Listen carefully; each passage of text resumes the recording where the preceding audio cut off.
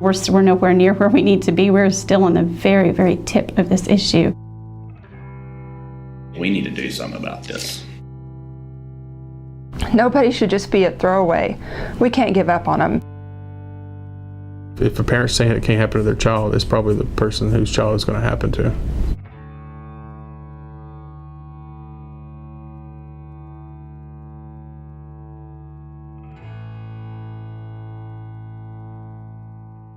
You know, you hear about it, but does it really happen here? Oh, I think it's happening.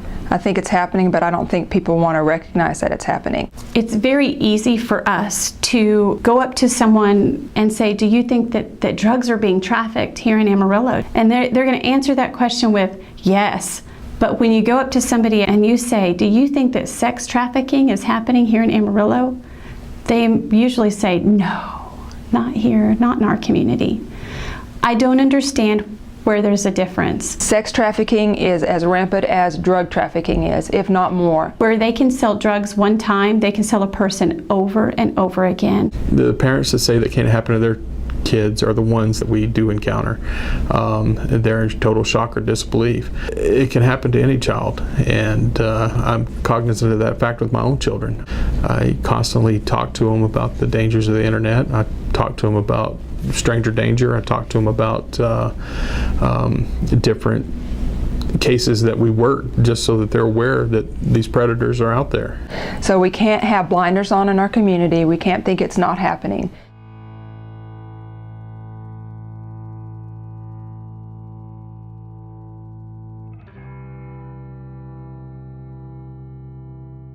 You know, it's really hard to put a face to the issue because it can look like anyone. Typically, people will think of trafficking as being done on the highways. Someone is being kidnapped, trafficked on the roads, and taken from one place to another.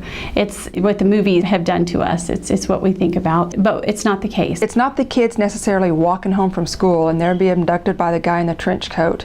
It can be anybody's daughter or anybody's son. We have a victim now that has a great family, mom and dad involved, supportive.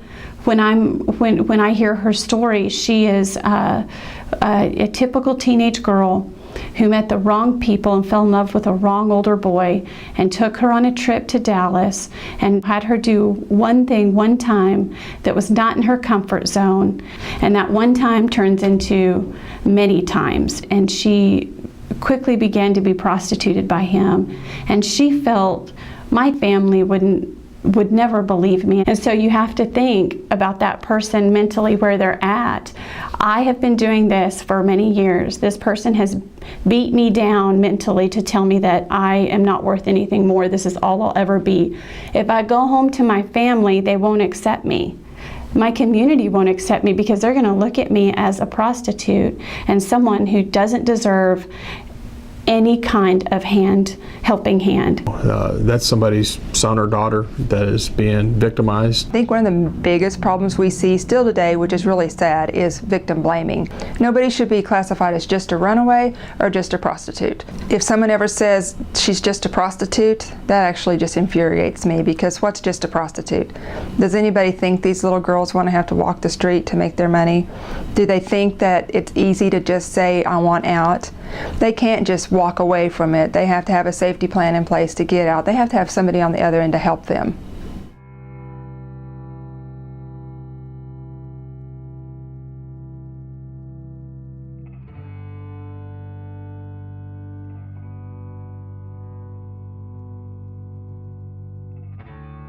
The historical cases that we worked involved children in Amarillo being solicited on Facebook, recruited.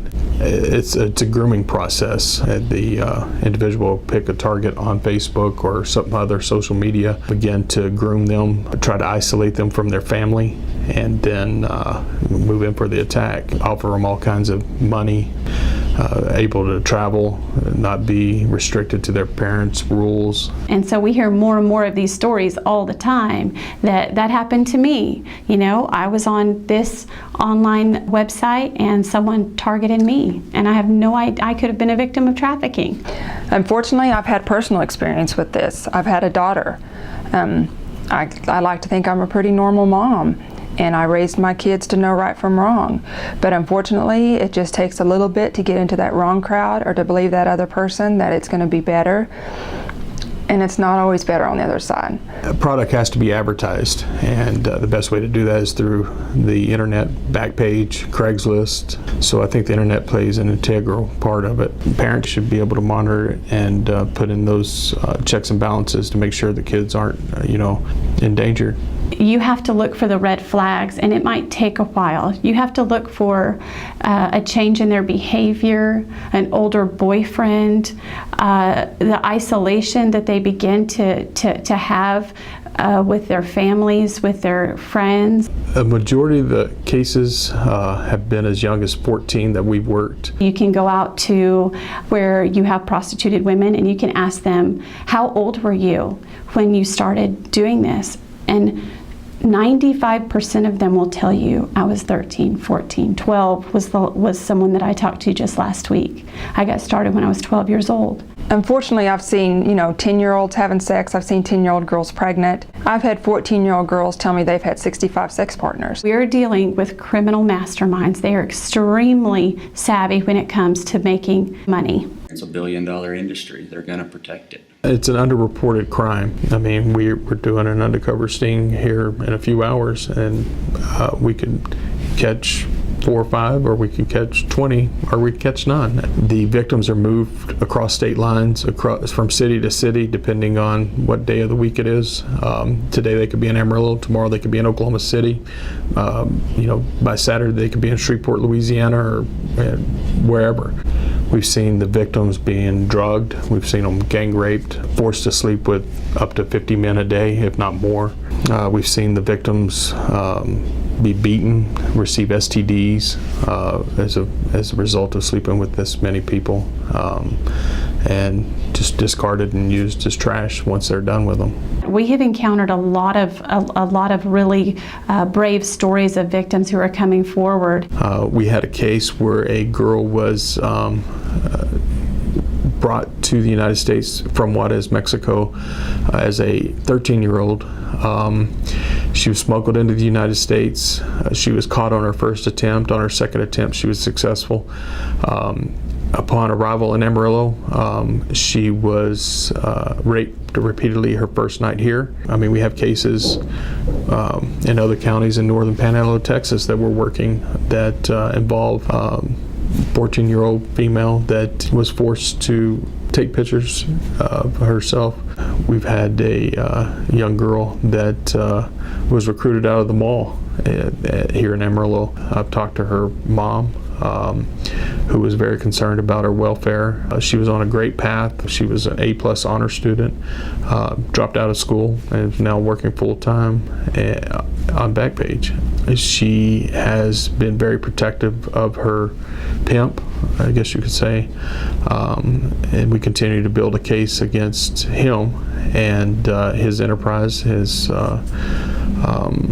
even without her cooperation. It's my hope that one day that we'll get him and be able to make her where she's free from that lifestyle. The obstacles that we still face is getting our victims to come forward. They don't trust law enforcement. They've been trained to not trust them. So identifying those victims and finding justice is really difficult because law enforcement have a lot to work through.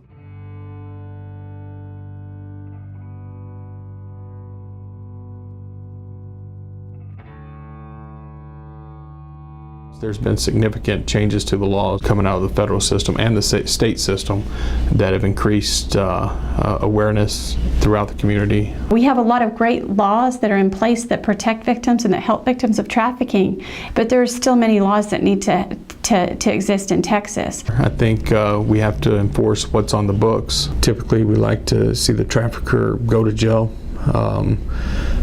and then us turn over our evidence to a prosecutor so they can make the determination whether or not they're going to proceed with charges. We've had cases up to 6 months where we've talked and chatted for 6 months. So those cases can drag on for a year and a half, 2 years before they even reach the ready for trial stage. It's a delicate process as far as what they're offered as far as a plea deal. I don't agree with the plea bargains that some of the prosecutors make, obviously, to avoid going to trial. Would I like to see tougher sentences being handed down? Of course. These people deserve to be put away for a long time, the predators. I think we need a lot of wins. We need a lot of success stories so that victims start to believe us and what we're saying. We need to have some prosecutions that put traffickers behind bars. We need to start identifying our Johns and letting them know that this community doesn't tolerate that. We have to have some wins. They have to see it to believe it. Because the more that they see their brothers and their sisters getting services, getting taken care of, not getting judged, being treated like victims, and then people fighting for them to make sure that the people that hurt them won't continue to hurt anyone else, that's when we're going to really start to move the needle in this field.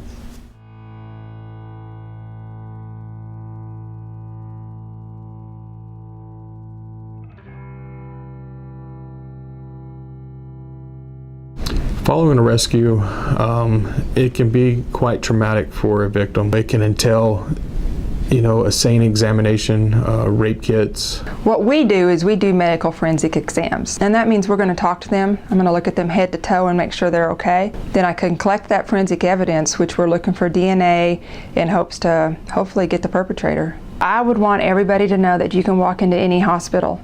Any hospital that has an emergency room and say what happened to you. We will try to put them in touch with a non-government organization that can provide their basic needs and help them with the transition of getting out of that lifestyle.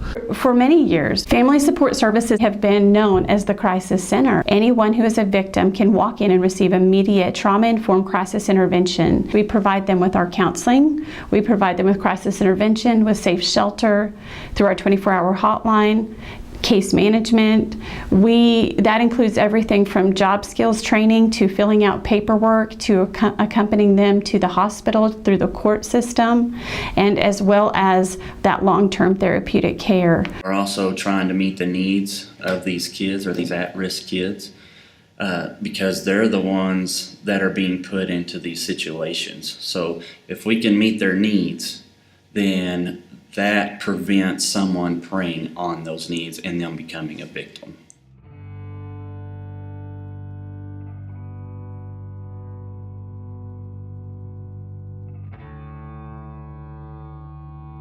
What we need to effectively combat domestic minor sex trafficking is we need more awareness and education. We want to bring in those national trainers who are experts in the field, because we are lacking that in our local community. We have to be trained to ask the right questions. We have to be trained to believe them. We have to be trained to be empathetic. Our law enforcement need to be trained. Those first responders need to be trained. Our educators, our social service agencies, those who work in the foster care system and case management, in the mental health field, in the substance abuse intervention and prevention field, everyone and anyone could possibly identify victims of trafficking. Because it can't just take one agency.